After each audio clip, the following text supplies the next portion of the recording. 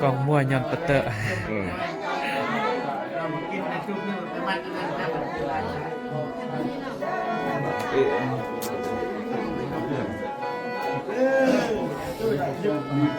พูดมาขึ้นก้อนมาคนก้อนอันนั้นมาเชิญมาก้อนมาอ้อมมาขึ้นมันเพลินเลยยันเด้อที่เมฆเลยยันที่เราเรียนที่เรียนเรื่องที่เมฆเลยยันที่เมฆเลยน้ำอาจารย์ไม่ยันน้ำที่เราเรียนมาวันที่เราไปเราโลดทำท่าเราเป็นเชิญก้อนแม่เราเป็นเมื่อวันเราเป็นเมื่อวันเราเป็นเพื่อนเอามือทุกแทนเอามือแทนชัว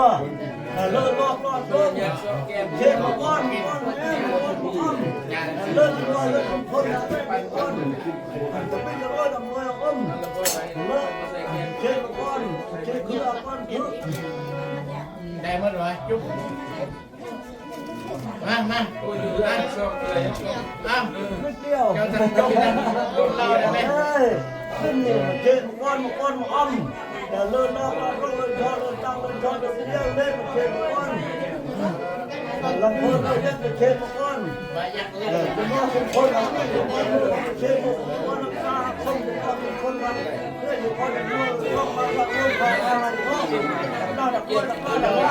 ไม่มีคนอ้อมเชิญก้อนเราล่าสุดก้อนเอามือที่เป็นเอามือที่ช่วยมาเชิญห้องเยอะเลยห้องล่าคนเราจะต้องห้องนี้เพื่อนคนเราจะต้องทำอะไรนู่นแล้วล่ะแล้วเรา